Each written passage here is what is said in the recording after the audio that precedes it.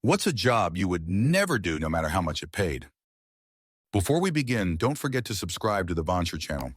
Also, please share your thoughts on this video in the comments. Let's get started.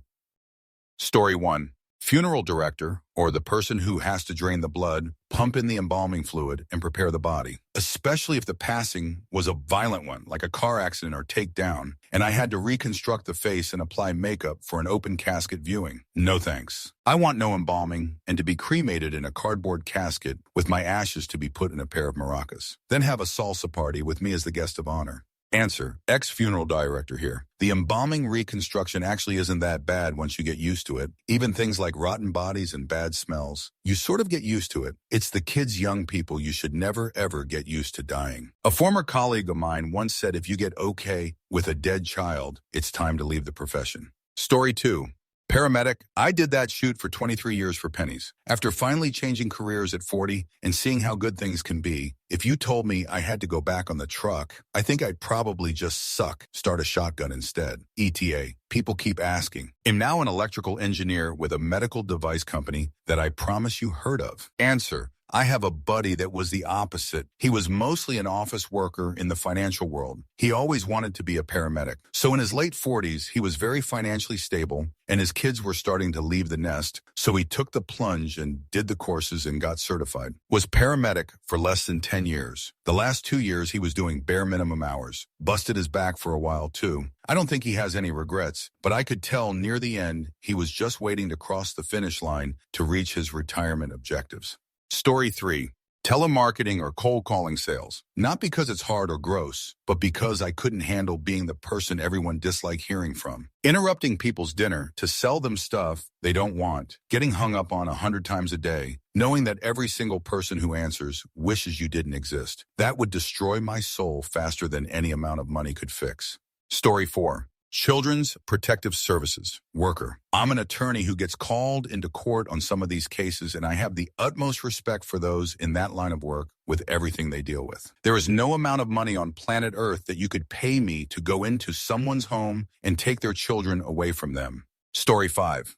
Police officer. You can't pay me enough to try to subdue and arrest screaming, moronic adults who are trying to kick me, bite me, and at the same time crying police brutality, and I want your supervisor. Fudge that. There is no salary that would make that worth it. Teacher. While it would have been a great job 30 years ago when screen kids weren't a thing and parents worked with teachers for the best of the students, I can't see why anyone would want to be a teacher now because it's impossible to teach. Story 6. Child welfare worker. My father did that as his third and final career and counted the days until he was eligible for retirement. He just couldn't stand it. He was providing a needed service for the community, but got no love from any of the other players. Kids dislike him because he was removing them from their abusive parents. Parents dislike him because he was taking their kids, however justified. Lawyers were endlessly attacking him, and judges liked to crap on the social worker. It's not as if the pay was any good either. That is a job I would never do. Story 7. As a teacher, I would never be an administrator in a school, vice principal, principal, superintendent, curriculum coordinator, etc. It is all the shoot of the job, sucking up bureaucracy, logistics, with none of the positive parts, working with kids, designing engaging activities. Story 8. Any kind of sales, not call center stuff, legit sales stuff. I just can't. The idea that I'm interrupting someone's day and trying to convince them to buy something they haven't inquired about just makes my soul twist and shrink. I've had 1 or 2 short-term jobs like this with legitimate stuff, not scams, and it would take me 15 minutes sometimes just to make a call and then 10 minutes to recover after I finished. But I don't particularly look askance at legit salespeople. I just can't do that. Oddly, my dad was a salesman and a very good one. He liked doing it. I didn't get that gene at all. Story 9. Oil field cementing. Do you like living in the sleeper of a truck? Having to be at work at 2 a.m. one day? How about 4 p.m. the next day? Time off? Never heard of her. Legally, you only need 8 hours. Better start learning how to fudge one of the multiple log books you'll have to run. Do you like being told to rush to work only to get there and find out nobody is ready for you? Cementing may be just the career for you. Story 10. Truck driving, and I drove for 5 years while I was in college. Back then, I thought I was making great money, like, wow, look at me, future millionaire money. Then one day I sat down and actually did the math. and realized how much I was losing just by sitting around doing nothing. Paperwork? Unpaid. Weather delays? Unpaid. Traffic? Oh, traffic was the worst. Just me, crawling along at 3 miles an hour, watching my paycheck evaporate one brake tap at a time. Turns out I wasn't getting rich. I was just getting really good at waiting. Story 11. Anything related to sewage, surgery, food service, retail, driving delivery, pets, farming, working with chemicals, assembly line work, making PowerPoint slides of Excel spreadsheets, sheets, sending emails, sitting at a desk. Let me know if you have any suitable openings. Story 12. Politician. I have to lie to get elected, talk to a bunch of angry people, claim credit for things I did not do, and at the end of it, I have nothing to show for it, which is a lot of the reason 3 is a huge crossover from show business to politics. Story 13. I sometimes watch commentary on YouTubers, other influencers that are blatant grifters and make a shit ton of money from it and am momentarily tempted by it. Then I realize I wouldn't be able to live with myself and have no idea how these assholes do so and dismiss any further consideration. Story 14. Guardianship for abandoned properties. Some people get free housing or at least very, very reduced costs if they act as guardians for abandoned properties, which may include schools, warehouses, offices, etc., to help monitor, report, and/or prevent BE, vandalism, squatting, and similar. Not to mention the creepy vibe, but no way am I going to square up with some squatter looking for a place to crash. Story 15. Working on the line in a restaurant. Left that world a long time ago and nothing's changed. Shoestring budget, microscopic margins, toxic culture, zero work-life balance, addiction. I'm sure there's the odd place that isn't so bad, but it's a no for me, dog. Story 16. I always enjoyed watching Dirty Jobs with Mike Rowe. I'd do anything he would. The movie Sophie's Choice deeply affected me in the back of the bus scene with crying baby on MASH. My heart brain just shut down, and I won't even go there to think of having to make a choice between my kiddos. Story 17. Anything that involved custom work, custom uniform, custom cars, etc. People start to have royal patron mentality when they offered you jobs where you makes things the way they want. Deadlines, constant asking for updates, last-minute changes, and the audacity of wanting a refund or due because the end product is not what they envisioned. Fudge custom. Story 18. TBH, my friend's job. He makes a 6-figure salary doing software development as part of a firm that does stuff like database management. I'm not a comp side guy, so don't ask for details. For a major retailer, and the company is hideously mismanaged to the point they are now on call 24/7. Even on the weekends, they're expected to be able to log in and work with 5 to 10 minutes notice. They keep denying his time off requests too. I keep telling him just to call off sick instead of asking for vacation time, but he says he'd be terminated if he couldn't provide a doctor's note. I would quite literally rather be homeless than live like he does. And yes, I've actually thought through what being homeless is like. I used to work a job where I had to basically work off the clock for an hour before and often about an hour after the 7 to 4 workday because we were so far behind on production. Within 3 months of becoming assistant manager there, I desperately needed the money. I had been written up twice for still missing impossible goals set for us. I was drinking at least 7 beers a night and smoking like a chimney and lost about 20 pounds. I literally walked off the job because the manager was just fired the month before, and I was about to be because of the write-ups. Story 19.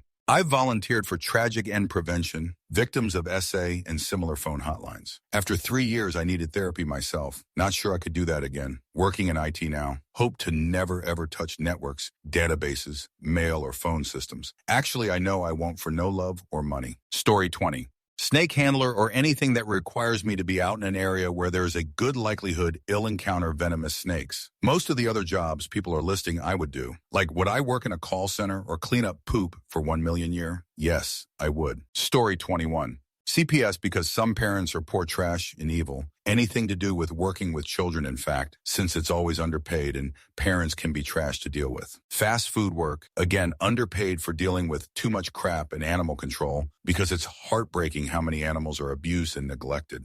Story 22. Cold in-person sales. Basically being one of those people who set up a table in front of a grocery store or in a mall and tries to convince people to buy or donate all day. I did it for 2 weeks and it was horrible. It's such an uncomfortable feeling because they teach you to give fake compliments and shoot to stop people, and then you have a whole pitch that's supposed to make them feel guilty if they don't donate or whatever. You can tell people avoid you when they buy, so you don't talk to them. It was draining as fudge, and everyone there was a workaholic, working 6 to 7 days, week 8, 12 hours day. Fudge that shoot. Story 23. Streaming influencer. I've watched so many of these people do whatever it takes to keep an audience, even if it's immoral or downright cringe. None of them have a normal personality, and they force themselves to think about content first before anything else. And their audience are kids and teenagers who are easily impressionable. And none of these influencers are positive influence. Story 24. Librarian. Not too far off from child services, LOL. The pay is low for a master's degree requirement. The cohort is terribly out of shape and unhealthy with many functional addicts. I believe the intellectual elitism is a byproduct of not being in tune with their bodies because they socially mass dissociate at work every day. The patronage is unpredictable at best, largely unhygienic and full of computer lab perverts. And communities take the whole serving the community thing too far to the point that they dehumanize a librarian. Hence the functional addictions. See vocational awe. Story 25. Finance. I did 1 week and I was out. Everyone was so miserable and literally had countdowns on their computers to when they could quit and not have to give back their signing bonus. The hours were insane and you were basically on call all the time. So not just forget about a social life, forget about sleeping. If you want to get ahead, you have to basically give everything you have, and then the job will gladly take more. Story 26. Chicken processing. I did it once and lasted about 2 weeks. They had me in various positions on the AVSC line, evisceration. None of them are even remotely enjoyable. It's monotonous, physically difficult work that has a high rate of repetitive injury due to the repetitive motions you have to make all day long. If you're at all squeamish or don't want to hear the details of one of these jobs, leave now. You've been warned. One position was called rehang. The chickens come into the back of the plant and are hung upside down by the feet on looped hooks on a moving assembly line about 6 foot off the floor. They are eliminated on the and the feet are cut off, which drops the chickens onto a conveyor belt. At this point, the chickens still have all their insides, but no feet, feathers, or head. They have also run through a flame to singe off the pin feathers after plucking. So at this point, they are hot, bleeding, and they stink. If you've ever smelled burned feathers, you know. The rehang job is to pick up these hot, bleeding, stinking birds and literally rehang them on the looped hooks by the knuckies of the drumsticks so they can proceed down the line for processing. These birds still have all their insides. So at this point, they are still pretty heavy, about 3 to 5 lobes each. And the motion goes left hand, pick up the bird and transfer to right hand. Right hand holding the bird by the back, lift it above your head to hook the drumstick knuckles into the hooks. So imagine a constant motion, no breaks for hours on end, left hand lift transfer, right hand put bird aid on the hooks, all while getting covered in blood and dealing with the stink. One of the women working next to me had been there for decades and had developed a habit of hanging a bird and then swiping her arm on the back of her shirt to wipe off the blood. So she went home every day with a massive swath of blood on the back of her shirt. We were given hairnets, gloves, and aprons, but that was it. Everyone was splattered with blood from head to toe all day long. I went to my supervisor after the first 2 weeks and told him I didn't think I was cut out for this job. Pay was good and benefits were great, but OMG, it was soul-crushing, depressing work. I went home every day exhausted and reeking. My clothes reeked, my car reeked, and I couldn't even look at chicken in the store. Of course, he had heard all this before, so he gave me his version of a pep talk. Told me he felt the same way at first, but he'd been there 30 years, and now he could eat his lunch out on the EBSC floor, and it wouldn't bother him, and I'd get there too. I told him I'd never get to that point and walked out. Story 27. Peep Show Janitorial Service. They had a peep show cesspool in San Francisco called the Lusty Lady. They've been closed permanently since around 2010. Anyways, you go in these standing room closets big enough for one person, and you could use quarters or dollars in the blacked out window slider would elevate to an enclosed stage of naked women stripping. The worst part, if you look down there, was usually some chunky nut on the ground. Well, someone had to clean it up with a mop eventually. It was a great place to use for a bathroom leak when we bar crawled in North Beach. Story 28. So I was driving, I'm a truck driver, so this is something I do quite a bit of, through the desert during a sandstorm and started to see signs indicating a lane closed ahead. And wouldn't you know it, there was a sand drift in the left lane. It's 117F, 47.22 in non-freedom units out, and there's a small team of DOT workers out there in reflective vests shoveling the sand off the road. Nope, whatever they are getting paid, it's not enough. Story 29. I'm a teacher who also worked in a daycare in the past. I've been peed on, pooped on, barfed on, snotted on, and coughed on. What grosses me out is anything involving veins and needles. I think I may have made a good nurse, but just the thought of putting a needle or IV into someone's arm makes me squirm. Story 30. Working for a company as a mechanic. They expect you to have your own tools and then put your body through the ringer without giving a darn after you put in decades. I've seen too many boomers Gen X with messed up backs, knees, and overall bad health from breathing in rust and harsh chemicals. They all tell me to stay away, and I listen. Story 31. During ancient times, waste and excrement had a wide range of applications and were collected out of their primitive sewer systems and waste collection pits. People would be lowered down into the sewer and would spend their day bringing up all the pee and shoot. I would not do that job. Story 32.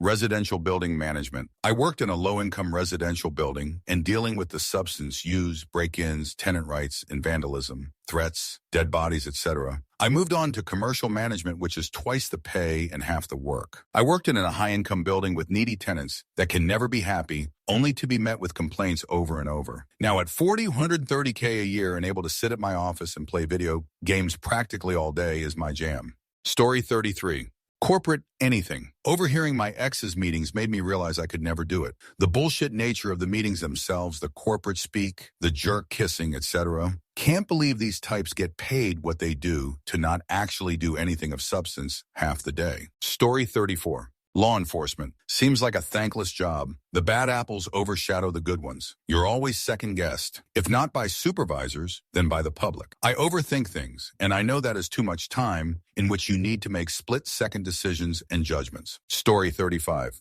Anything with customer service. Fudge that noise. In my current job, those scenarios are few and far between, and I handle them well. But my social battery is instantly spent after a day like that. Last time I held a meeting for 60 people as a one-off thing for just 2 hours, and after that I went home and slept for 12 hours straight. All my energy is insanely sipped from the stress it gives me. If I had to do something like that for even a week straight, I would off myself. Story 36. I did it once and will never do it again. Commercial pig farms. I don't know the proper terminology, but this was what I'd call an industrial pig farm. Looking at a series of interconnected, Quonset hut-shaped, rectangular buildings. In the first building, you'd have a staging area for sows who have already had the maximum amount of litters and were off to the butcher. The rest were terribly but accurately called nurseries. These rooms were all mostly the same, with small pens made out of steel tubing, think outdoor stair banisters, and the dimensions were like 5 foot by 2 foot. There's just enough room for the sow to turn around and lay down. The floor in the entire place is a steel grate,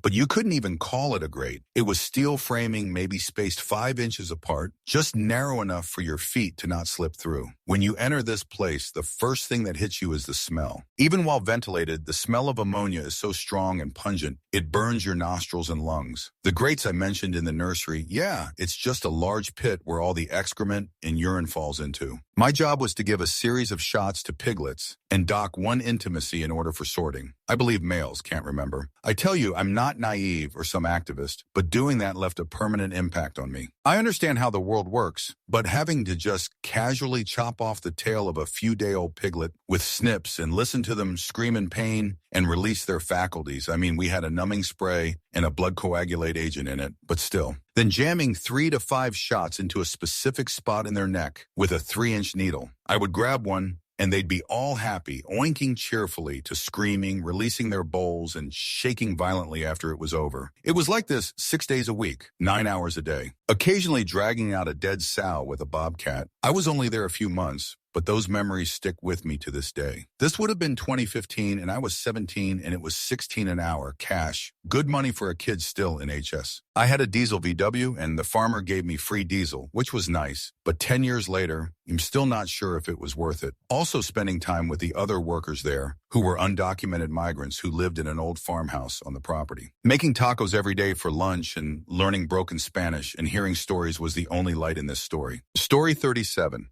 Landlord. People are insane. I'm not talking about good people who fall behind doing their best in a system stacked against them. And all you DIYers who want to make your spaces yours, so long as it's not permanent or negligent, have at it. Animal hoarders, people who think it's okay to skip paying rent because they wanted to go to Vegas for their birthdays, etc. My parents gave me the option of taking over their properties, and I gratefully passed. Story 38. Gas station corner store. I worked a 7-Eleven for 2 years. I will never work somewhere that sells cigarettes or liquor again. I was assaulted several times while working there, and people are frequently just demons when you try to ID them. I was 17, 18 during that job. I had someone throw a whole Sasquatch-shaped Slim Jim display at me over the counter for carding her, so I quit. Imagine being so pissed off about being asked for your ID, knowing we're supposed to card, that you pelt an 18-year-old $7.20 minimum wage slave with fudge Slim Jims. I fortunately never experienced a robbery myself, though they did happen occasionally when I wasn't there. My boss, however, trained me on what to do during a robbery by pretending to shoot and eliminate me in several fake robbery scenarios. Story 39.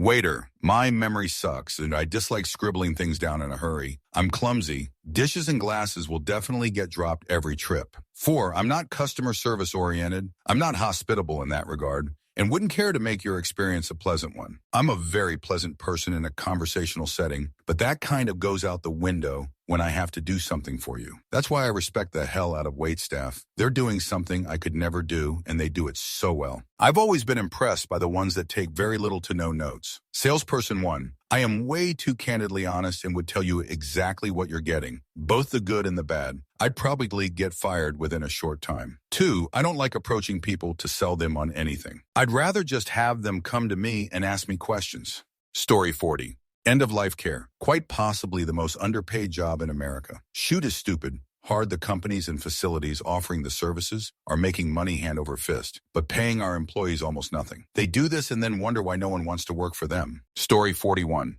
Pediatrician, pediatric surgeon, CPS, anything to do with kids that are hurt or sick. I just don't have it in me. My kid is 8, and when he got strep, I almost had a panic attack. Just the imagined concept of a 5-year-old needing to be unconscious and operated on makes my heart sit up in my throat. I am simply not that strong. When I see my neighbor's kid the same age as mine, all dirty with teeth, that have never been brushed coming over to eat my food because his family forgot to give him lunch. I want to know what it feels like to see the life drain from a person's eyes. I just couldn't do it. That impotent rage eliminate me. I can't imagine that being my 9 to 5. Story 42. I don't think I could ever do service desk in a mechanic shop again. I have worked customer service many years, but no one is angrier than someone who never does anything but an oil change, and they need brakes or, God forbid, anything else. People always want a deal, always want to be first in line, and never want to pay. On top of that, the guys working in the shop are surface level, nice, and can be truly horrible underneath. Maybe it's because it's a man's space, so they let themselves speak and act more freely, but it is a lot.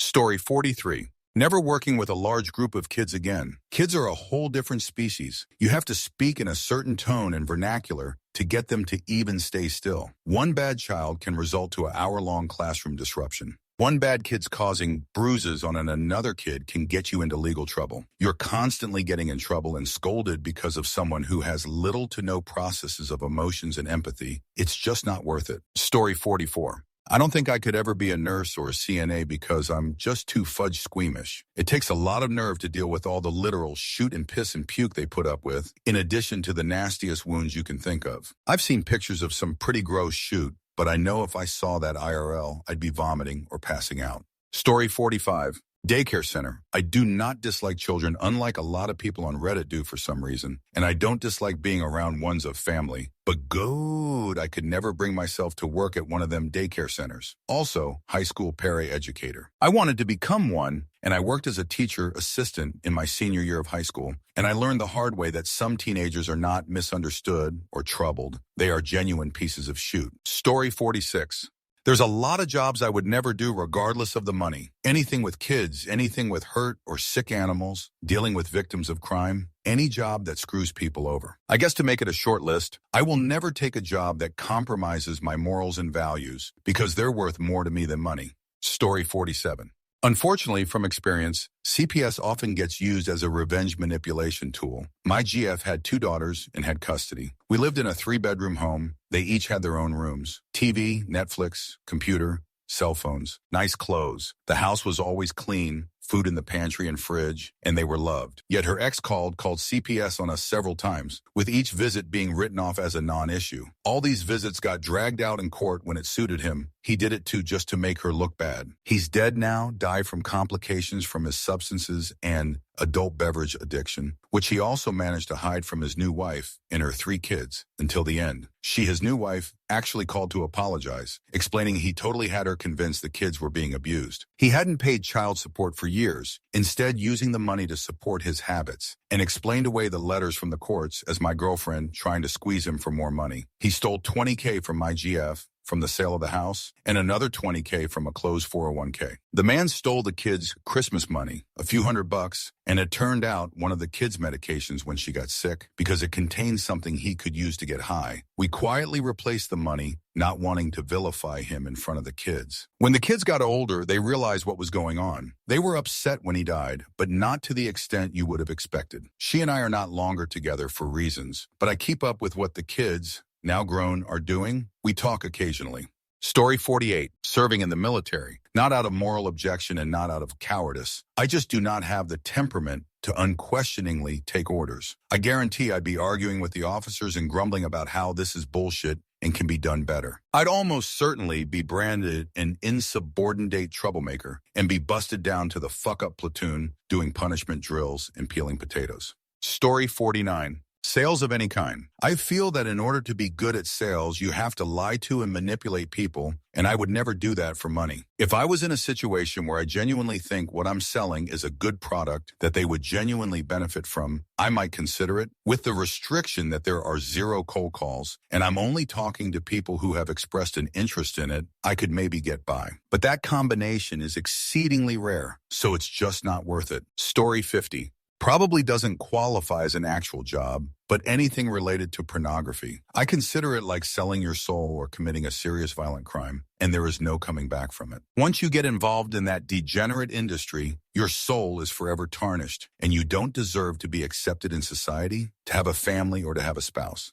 Answer, deserve. That sounds more like a you problem. The problems in the industry notwithstanding, just having harmless fun and making movies with your friends is not a soul-tarnishing, life-destroying thing. You clearly have some issues with judgments here. If everyone truly consents, it's not life-altering. Every industry has a dark side, but it doesn't mean that everyone is affected by it. Story 51. ICE, they're getting budgeted for 80 of the federal government law enforcement under Trump's big, beautiful bill. People really don't comprehend how insane this Gestapo is planned to be. Like it's going to be larger than the FBI, ATF marshals combined. But just throwing that much money at it doesn't overnight mean you'll have your SS troops ready to go next month. So they're trying real hard to recruit the most insane scum possible. Story 52. Child welfare worker. My father did that as his third and final career and counted the days until he was eligible for retirement. He just couldn't stand it. He was providing a needed service for the community, but got no love from any of the other players. Kids dislike him because he was removing them from their abusive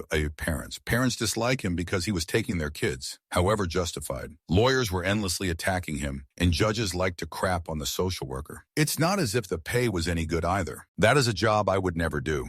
Answer, I worked in child support fresh out of college. I decided that was not for me when a court order came across my desk that I'll never forget. The mom was under court order to pay support to her mom and stepdad who had custody. The stepdad was the biological father. He'd gotten his stepdaughter pregnant when she was only 16. Fudge the judge in the state who signed off on that. They should be under the jail, along with the stepdad and the woman's mother, who I'm sure not only allowed her daughter's abuse, but stayed with the piece of shoot who knocked up her 16-year-old. I saw many nasty cases, but my heart was hardened that day. Story 53. This might not quite answer the question because it's a job that I've held previously, but I won't ever work in food service again under any circumstances. I partied too hard so much of my life grinding it out in restaurants. These last 2 years with the pandemic were the breaking point for a lot of food service workers, including myself.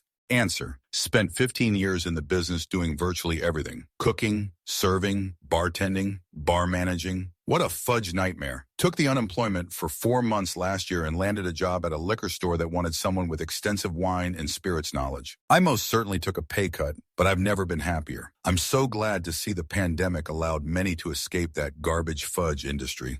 Story 54. I will never work a call center again. I did it for 2 weeks and quit. You essentially cold call people, and they dislike it. 90 of the time, no one ever answers. 9 of people that do just yell obscenities at you, and the one that actually talks with you will hang up after finding out you're selling shoot. Edit. Oops, edited the wrong comment. Answer. I worked for a few days in a call center that was selling face creams. The majority of ladies I was calling were old, like retired. They were telling me straight that their pension is too small to afford these products, and the team leader was pushing me to sell it because they are lying. They have money. I couldn't sell anything because instead of pushing it to them, I was empathizing. I am a good salesperson, and I would sell anything if the person is interested and asks for the product. But don't make me scam poor and old people. Story 55. I wouldn't do anything that if I screw up, someone's life is screwed or dies. No law enforcement, medical, whatever, driving, etc. I'm a developer and I make dozens of mistakes a day. Edit. Now that a lot of people are reading this, please remember to drink water. Story 56.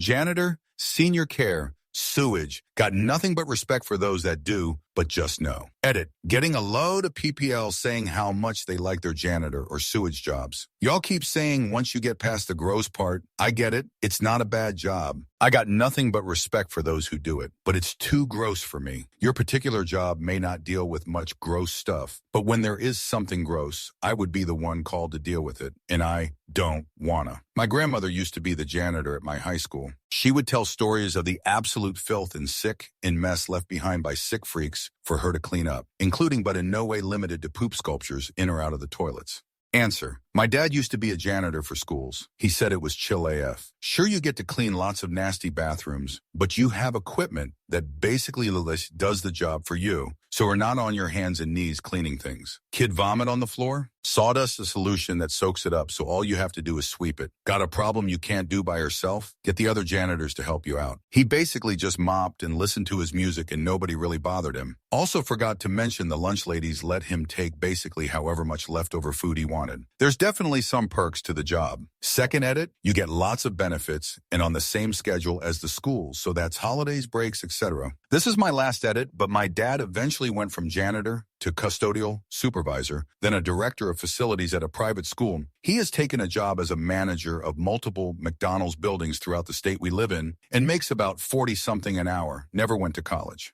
Story 57.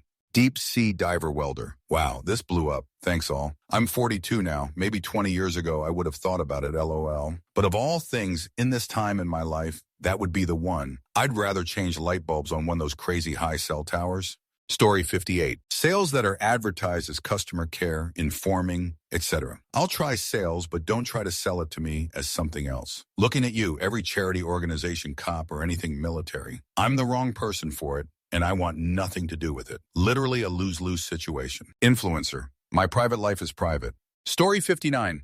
Prison guard. You're in fudge prison all day. Without exception, everyone I've met who is a prison guard is a rude jerk. I know someone who went in all bright-eyed and bushy-tailed about changing the system from within, who is now a POS standard-issue jerk prison guard.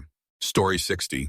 Courier or teacher for people with disabilities. My sister is nonverbal and has severe autism, and I see the stress my dad has to go through every day as her carer. It's hell for him due to the lack of control in his life, isolation and lack of time for friends and hobbies, no time with my mom, looking after a physically aggressive naughty child who can't understand boundaries or concepts like waiting in a grown woman's body, but he does it because he loves her. I could imagine doing it for strangers just for money and to earn a living. Story 61. Therapist or any sort of mental health. I'm not cut out to listen to people and help them work through things. I'm too bossy. I want to tell them how to fix it and have them do it, not deconstruct their feelings and help them work their way to their own solution. Answer. Similar personality here, trained as a psychologist. Went into software with my degree, but it's during my schooling that I understood I could actually do it. The bossy, impatient attitude drops so quickly, once you are educated enough about mental illnesses and the biological foundation of them. It also helps to achieve nothing with shoving unsolicited advice into patients' faces, and on the other hand, see them get better with real therapy. Long story short, that attitude is the consequence of an assumption that drops very quickly with the proper schooling. It's not an inherent personality trait. I still have that rather unlovely trait in my personal life, but when dealing with patients, it was somehow non-existent. Story 62. As fun as it sounds, a streamer or vlogger, yeah, they can make tons of money, but you're constantly on camera and have to watch every word you say. It takes the fun out of games if you're streaming that because it makes it a problem rather than a hobby. Not to mention all of the ridiculous drama and rumors you have to deal with or dodge. Story 63. I'm willing to do it because I'm jobless, but I think dishwasher is one of the worst, most available jobs you can have in an urban setting right now. Why? It is one of the worst paid, less respected, and stressful jobs in a direct way. Basically, no one can do a thing if you are not fast enough because the cooks needs their stuff and the tables need theirs, so do waiters. You work the longest even in your job. You are always working as you are, at least here, usually a jack of all trades. Clean the bathroom, the siyun, help the cooks, take it out the trash, bring heavy stuff from the storage room. I have worked 13 shifts without even a break to eat something during events. You are always on your feet, not a good thing for that long, and with your back slightly bent forwards, which destroys your lumbar area. You are constantly with your hands on the water, and waste, and chemicals. So you end up psychologically, physically, and economically destroyed with no real benefits. Story 64. Painter and decorator. I started trained to do it on the job and was good at it. But all around, it's just a nightmare. The negatives just aren't worth it at all. Keeping in mind, most of these are personal experiences in living in a rural community. 1. Work for someone. Enjoy seeing them charge extortionate amounts of money and pay you minimum. 2. Dealing with a house which hasn't had TLC in years. Good luck convincing the homeowners to let you buy the proper paint. 3. In relation to 2, enjoy letting the homeowners source their own paint, then throwing a hissy fit 12 months later when patches, stains, bleeding through, peeling, starts occurring. 4. Enjoy having to do easy, simple repairs before you can paint. Then enjoy local builders getting pissed and telling everyone you're a jack of all trades. 5. Enjoy the gardeners. Honestly, fudge gardeners when you're painting their boss's property. 6. Prep time is literally the worst. If you're doing it right, expect the prep to take up about 90 of the job time. 7. Working on a new build with the laborers. Enjoy being hackled at because they think you earn more money than them. Also enjoy a piece of food like bacon rind being thrown at you. Luckily, this one isn't from personal exp. 8. Enjoy losing out on paydays at a time because the weather is shoot, so you can't work outside. 9. Speaking of weather, nothing is more heartbreaking than doing some glossing outside and unforecasted rain starts. That's an extra day of coming back, redoing the prep, then repainting. 10. Hidden asbestos. That's a fun one. 11. By far, my greatest way to piss me off, and I'm never picking up a paintbrush again, Menokitan, line, fudge mates rates. Once people know you paint professional, it's regularly, oh, mate, can you pop over and do this quick room for me, cash in hand? Mates rates, yay? I've once given in and agreed to do it cheap for someone because I've known them since we were 4, and it was for her mother. Entire room, selling, patchwork, glossing the works. Done it in 3 nights. Got paid 20. So I don't do mates rates anymore. In fact, when I'm asked to do it, I ask for the room dimensions and what quotes they've had so far. Then tell them that quote is cheap. I'd set you back $200 on whatever the price because I do it properly. Anyways, that's my rant. Saw the question and it all came flashing back. XD. Story 65.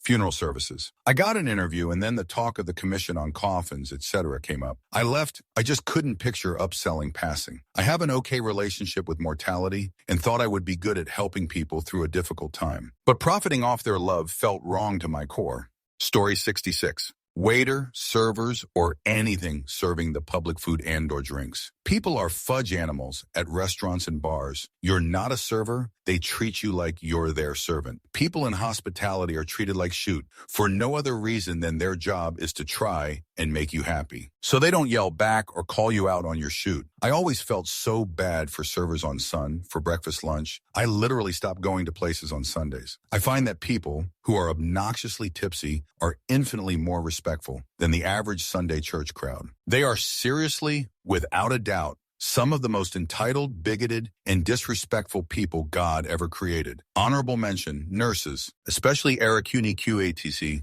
where you deal with a bunch of people every day who need urgent care or are stuck in the hospital for an extended stay, and you work 12s on a regular basis. Fudge that, for so many reasons. Story 67. I'm a paramedic, and I actively discourage anyone from doing this job. While it can be rewarding at times, it's not worth the crap we have to put up with. We are grossly underpaid for what we do. touted as heroes by municipal government and our management, but are never treated as such. Vacation and time off constantly denied. Where I work, we do 12-hour shifts, but routinely work 13 hours without any sort of break or downtime. Not to mention a lot of our patients are just plain unpleasant and demanding. Thanks to COVID and years of being underpaid and underappreciated, we are bleeding staff faster than we can hire. And the new hires are generally bottom of the barrel or had their education and ride out neutered because of COVID safety protocols. This job isn't worth it anymore. And until things change, no one should come into this profession. Story 68. I don't know what it's called, but my dad used to collect deceased bodies. It broke him. He had to be on call 247. But it was going as expected until he had to pick up a 9YO. That's when he really lost himself. Up until that point, he was just like you would expect a person to be when they work at any hour of the day the moment they require you to. Dead tired, that is. Something snapped when the kid happened. He never returned to his old self either, even though he got fired shortly after. They promised him better pay than what he received and even signed for it. He spoke up about it. They didn't like that. The moment I heard about what happened, I noticed something was off, but he never spoke about his work. I wasn't surprised to find out the truth. Many years ago, a crowd formed next to some water in our neighborhood. So he stopped the car to see if he could help. The crowd was trying to save a kid that fell in the water earlier. The moment he saw why the crowd formed, the kid passed away, right as he looked at the kid. He slowly walked back to the car and left. I knew something was off by the way he held his body, but I was only 12 or something at the time. This man has endured so much that it pains me to see how this world treats him. I wish I could give him what he deserves. Story 69. High school teacher, overeducated, underpaid, and massively disrespected by everyone. Students think they are so awesome when they actually know next to nothing. Administrators constantly throwing you under the bus, and parents treating you like less than shoot. Story 70. The President of the United States. No privacy for you or your family for the rest of your life. At least half of the entire country despises you no matter what you do. Everything you do is watched under a microscope. Vicious insults and threats hurled toward you and your family. No free time, practically non-existent sleep schedule, literal body-altering level of stress, etc. No fudge, thank you. Story 71. Doctor, nurse, I love helping people so much, but always dealing with trauma and sickness and passing and crazy long shifts understaff on top of the usual shoot people that come with any people job is just way too much for me to even comprehend. Yes, it's a passion for some, but man, I still don't know how they do it. In a pandemic, even more so. Not surprised that so many people burn out. If any doctor, nurse sees this, I want you to know that just dealing with myself on the daily is more than a full-time job to me. So really, you guys doing what you do is absolutely phenomenal. Even when I understand the system has plenty of flaws and not everyone has access to the care they deserve. You guys are absolute superheroes regardless. You do your best every day, and I am sure you saved many lives, especially in the past year or two. Not everyone can do that, and I hope that despite the craziness the world has become, that you are doing okay. Sending you all virtual hugs or fist bumps if you're not a hug person. Story 72.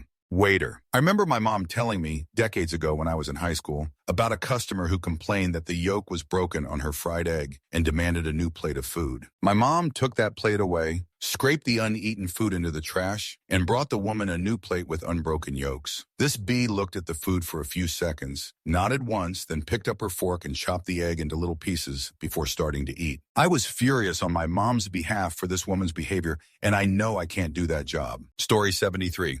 Nursing. It seems to be a very easy go-to for most women to fall into. The pay is usually good and the training is pretty fast, but you literally could not pay me enough to fudge with other people's bodily fluids. I could deal with blood and injuries and stuff, but if puking and pooping and mucus are involved, nope, literally couldn't pay me enough. Story 74. Intimacy, therapist, or relationship counselor. I would find it hard not to become depressed when the clients fail. Most people don't seek out that counseling until their relationship is already doomed. Any type of unpaid internship. To me, this is exploitation. Beauty queen, actress, model, etc. I feel that being judged all day long by strangers would not be good for my mental health. Story 75. I would rather work the most boring, number-crunching job than ever do food service again. I don't care how boring and soul-crushing sitting in a cubicle all day is, it's leagues better than being kicked around by the most entitled customers on the planet and being expected to smile the entire time. All while being paid minimum wage and having to learn how to do at least 3 jobs at once so you can be ready to replace any employee in the establishment on a dime when they go on break, call in sick. Story 76. All things considered, pharmacy, particularly retail pharmacy, school is very expensive, so you have the student loan debt to contend with after you graduate. You are generally underpaid, especially as a new grad, and unappreciated, and it's a profession that is slowly dying and being roboticized. Story 77. School bus driver for middle schoolers. I retired from teaching this age, so I know them only too well. Most are fine, but those that aren't are horrid. Littler kids are mostly cute and compliant. HS kids are in a coma in the morning or just want to get home in the afternoon. Middle school kids have very little understanding of cause and effect, no frontal lobe for judgment, and rarely step up against their peers to stop idiocy. I was astounded towards the end of my career to see the default action when seeing trouble is to start the camera rolling. The driver's number one job is to drive safely and deliver them where they need to go. Instead, poor parents stock the bus with entitled shoot, kids who have never seen calm, rational behavior to copy, or kids desperate for attention for good or bad behavior. Usually the driver is the sole adult, outnumbered by kids, often not respected by authorities as a responsible adult, and has to clean up after slobs, monitor unsafe behaviors, and address it appropriately while keeping their cool, accurately report details of any incident, real or imagined, and get paid an insulting amount. The only buses with middle school kids that behave well are those with juniors and seniors also riding with them. Often, all it takes is one big kid to speak up and tell them to knock it off, disturbing their sleep, and things settle down. Over 22 years of teaching this age, loving it, and no way would I drive them anywhere. Story 78. I'll never work in a nursing home again. I worked in one in high school, and just seeing these elderly men and women sit for days with no visitors or someone to talk to just broke me. The worst cases were the residents in the dementia unit who thought I was their daughter or old friend. It was the most heartbreaking job, and as someone who has a high chance of dying from dementia, the reality hit me like a ton of bricks. Story 79. Truck driver. I dislike driving, and I have zero sense of direction. They are hard dangerous too. The idea you are driving tons and could eliminate multiple people in an instant scares the crap out of me. I mean, you could do that with a normal car, but you know what I mean. Story 80. I've worked at skilled desk jobs for big corporations my entire life. The low-level shoot jobs most people here are describing are indeed horrible, but the one close to me that I couldn't stomach is human resources, HR. It involves too much deceitful behavior. HR presents itself to employees as their friend and backer, but that's a lie. HR's goal is to make sure employees don't become a problem and to eliminate them if they do. The interests of the corporation and management are paramount. This involves lying to employees about pay grades, chances of promotion, imminent layoffs, etc. The only times I've seen HR do something to back an employee against someone higher in the hierarchy, regardless of how unfair or unjust they were, is when the higher-ups' actions were actually illegal and could subject the corporation to legal penalties. Even then, HR would prefer to engage in cover-up if possible, most often by inventing reasons to fire the employee raising the complaint. I couldn't stand the dishonesty and will never take that job. Story 81. Anything to do with political lobbying. I don't know how people work for the interest of A at the expense of B, when A is so often those with power, while B is usually those without any power. On top of that, while helping A, you are very often a tool in helping an elected representative work against their own constituents' interests simply because their constituents will vote for the rep again, no matter what they do. Imagine helping block legislation that would stop a company from dumping toxic materials in a waterway that everyone knows causes cancer. Then a bunch of kids come down with lymphoma, and you go to sleep at night telling yourself you did not dump the toxins, you were just doing your job. Story 82. Nursing and being a doctor. Got so much respect for you guys, not only for dealing with the pandemic and all the bollocks that entails, but also saving lives and dealing with arseholes. But there's stuff that can and does happen to people and their bodies that I just don't want to know exists, let alone see them. Telesales. Everyone dislike you and you don't get to feel real good about yourself either. Children's social worker or animal inspector. In bad months, I'd either end up destroyed or destroying the parents' owners. Probably a bit of both. Gynecologist. I've got one, but no way on earth I would want to spend all day looking at one. Story 83.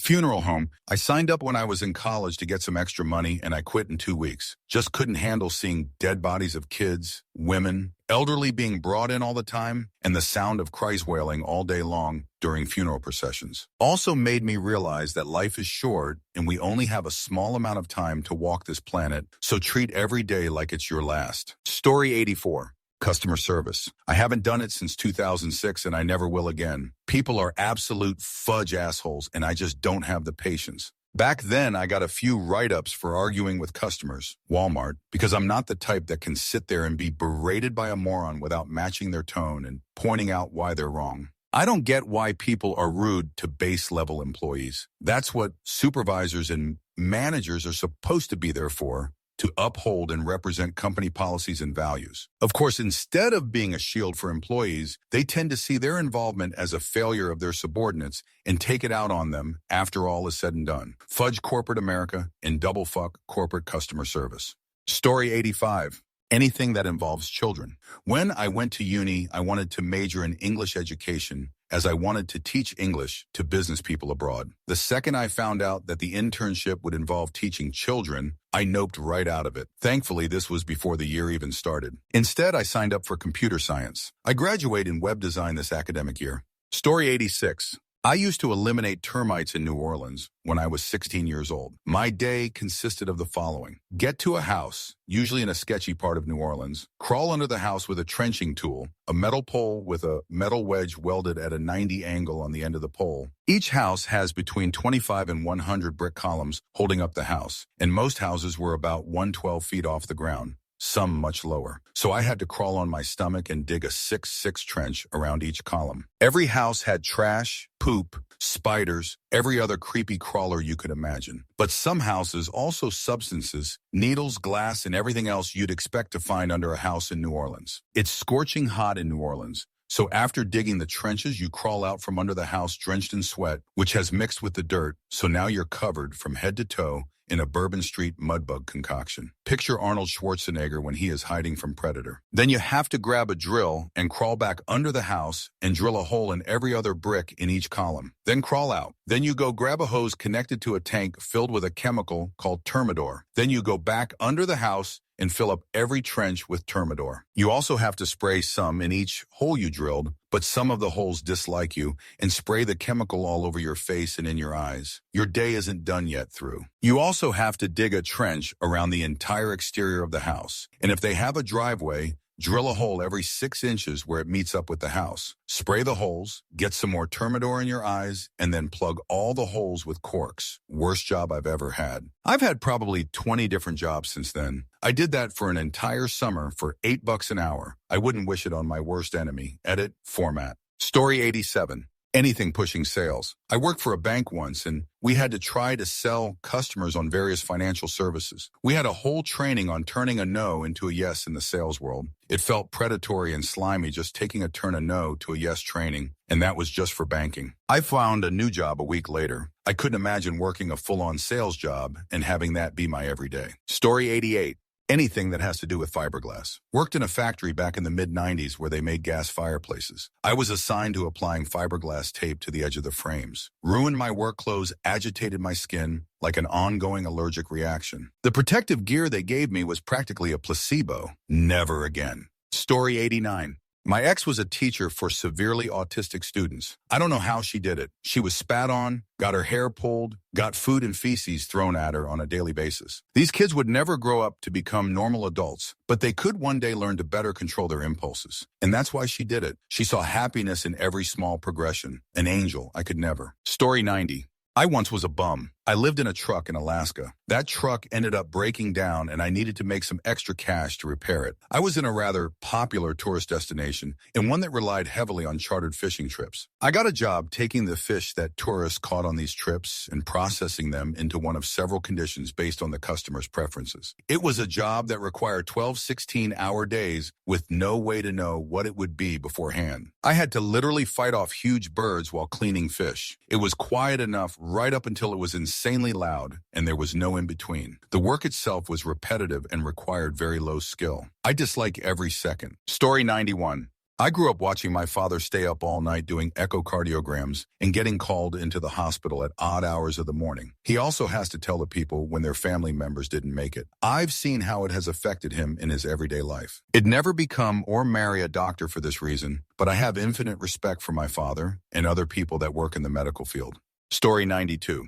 Veterinarian. I can handle human suffering because they can usually work out what is happening and why. But when an animal is scared and in pain and doesn't understand why, it just guts me. I'd be crying my eyes out at the end off every day and off myself by a year's end. Story 93. Mortuary Associate, aka the real undertakers. NSFW, don't continue reading if you're of a weak constitution. I used to do it, and I never will again. We would pick up the recently or not so recently deceased. We would get up at varying hours for a fixed rate of pay. Never had a consistent amount of calls for a steady paycheck. The car accidents were gruesome. Picking up most of the parts and putting it in a bag. Using a hose to wash the rest of the remains that were too small into the ditch or gutters. The obese were bad, because they will puke, poop, and pee much more than others. The people that weren't discovered for weeks were the worst. Skin slippage, the overwhelming smell, and the evacuation of all of the body's liquid components are all things I want to forget. Having to walk through an inch-thick layer of black blood goop while dressed in a nice suit, trying not to slip. Yeah. Story 94. Veterinarian, I'd be crying all the time over sick, hurt patients, and I would straight up not be able to put any animals to sleep. Shelter worker, I wouldn't be able to resist taking them all home, and that's just not sustainable. CNA, I'd get too attached to the residents and wouldn't be able to handle them dying one by one. Food service, I can't deal with fast-paced environments and have no patience for the general public. Debt collector, I'm not a piece of shoot telemarketer. Same reason CPS worker. I'd be in jail after violently assaulting the first abusive parent I met. Story 95. Teaching. Gained so much weight from stress and anxiety. Worked 70-hour weeks but got paid for 40. Had to do volunteering at the school. And got paid less than a McDonald's manager by a good amount. All while having a degree. It's the most soul-crushing, depressing job I've ever been in. And I worked overnights at Taco Bell. The amount of just terrible stories you hear from kids about their parents or home situation. The kids who you can see throwing their lives away by trying to impress shoot kids. The teachers who just sit there and play movies for the kids because they're just there for the paycheck. The kids who just seem to come from Satan's den, but then you learn about their home life and it makes you sad for them. Shoot so bad it's ridiculous. Don't get me wrong, when you make a kid's day, it's the best feeling in the world. And knowing I made a positive difference in just one kid's life made me keep going back and showing up for them. But wow, I really don't know how teachers do it. Story 96. I'm a caregiver right now, and the man I caregive for has Parkinson's, and I know it's going to tear me apart watching his decline. For my career, I'm going to college to be a special education teacher. But as for a job I wouldn't do, I couldn't work in the medical field, despite kind of working in it right now. I couldn't be a doctor or a nurse. It would be too hard on my heart and body. I also really feel bad for emergency room personnel. I have various health problems that landed me in the emergency room various times, and I think their jobs have made them callous, to the point they almost treat patients like they're faking or exaggerating. But I understand it's compounding trauma. You put a wall up because you mentally cannot handle all this terror coming at you at once. Story 97. I think I couldn't be a restaurant server. I've been in service businesses over and over, but working in a restaurant just seems super intimidating to me for some reason. There are plenty of other challenging jobs that I think I could do, might dislike, but could handle. Story 98. Mortician's assistant. Did it for a few years before I had a back injury that made me have to stop. The old people and even some of the middle-aged people didn't really bother me as much, but having to do funerals for infants, children, and teens always gutted me. First infant I had was this one couple that came in. They had been trying for 8 years and had many miscarriages before they finally had one pregnancy stick. They had the baby shower. Room in the house was all set up and everything. Then the baby was almost 2 months premature and only lived for 2 days before it died. We had to swaddle this baby in a blanket because there are no clothes for how small the baby was. And then the coffin is very fancy and about the size of shoebox. It comes with a tiny teddy that you give the parents that says, "I will forever live in your heart." Giving it to them just wrecked me, and having to watch the family and the couple go through that was just... I held it together while the people were there for the viewing and funeral, but when they left for the night, I had to cry because I felt so bad for them, and it was just so depressing. My boss gave me a few days off after that to recover. He said when they are that young, it never gets easier, and it always hurts just as bad as the first. Story 99. Law enforcement officer. That's an incredibly difficult role that would just not be good for my personal state of mind. I have so much respect for police officers, and I'm saddened that many, including several Redditors, stereotype all law enforcement officers as being bad. I also stand up for Black Lives Matter, by the way. We do have a problem in tolerating and sometimes even encouraging from within the ranks police officers who don't represent equity or justice. Story 100. So I work in a lab where we process human tissue for transplant. It comes bagged up and already removed from the decedent donor, and we just run tests and process it and send it to another location. I couldn't be the person who has to pluck out Granny's eyes and carve out her jugular out of her severed head at 2 a.m. I would not for any amount of money. I'm sorry. Story 101. Retail. I did it some in college and occasionally around the holidays for extra Christmas cash. People suck and generally treat you like you are less than human, not all obviously. I can't imagine how bad retail is now since half the people have lost their god-darn minds. If you work retail or any service industry job, you are stronger than I am at this point. I would last a shift before I threw a card reader at someone. Story 102. In sales. At a bank, tellers do sales now. I will never again do it. Fudge calling people for no reason to sell them credit cards. You'll get one meeting for very 10 calls. You need 5 a day. Best part? I'm not paid commission, can't open the desirable accounts of myself because I'm not licensed, nor do I plan to be, and can't talk about investments even though that's what everyone wants. Fudge retail banking. Story 103. At my age, I would sooner down the whole medicine cabinet than go back to food service jobs. It happens to people, too. An unexpected health issue crops up, renders you incapable of doing the job you honed your skills in for half your life, and bam, you're flipping burgers to pay for that medicine that barely even works. Fudge hell, it's a goddamn nightmare. Story 104. Does absolutely wouldn't do again count? EMS, specifically EMT positions. I've worked for the last 2 years as a 911 EMT. Almost every position I found nationwide is wildly underpaid, 8-10 hourly, for the nastiest, bloody, stinky, often dangerous work, coupled with 12 24-hour shifts. Given the lack of pay, a lot of us were forced to work back-to-back shifts, resulting in driving and making patient care decisions while exhausted and living off of gas station hot dogs and energy drinks. I finally made the decision to work as a part-time waiter and laborer, live off of savings, and finish a degree in a job field that is going to at least allow me to sleep and eat on a more normal schedule. Story 105. I was a pharmacy tech for CVS early in life. Not only will I never do it again, but anything healthcare related, I refuse to work in. It's not only a silent protest toward our healthcare system, America, but it takes a special sort of nurturing patience that I no longer have with people. Sick people are the worst kind of people. Furthermore, hospitals, doctor offices, retail pharmacy outlets, etc., are always notoriously understaffed. They keep it low-staffed on purpose. So you're basically always on call and surrounded by coworkers who pride themselves on pulling all-nighters at work instead of doing things to actually fix the issues. Just a horrible profession altogether with a bunch back-padding fuckers who people mistakenly worship as heroes because they wear stethoscopes. That's it for this video. Don't forget to support Vancher and my second channel, Vanchus. See you soon.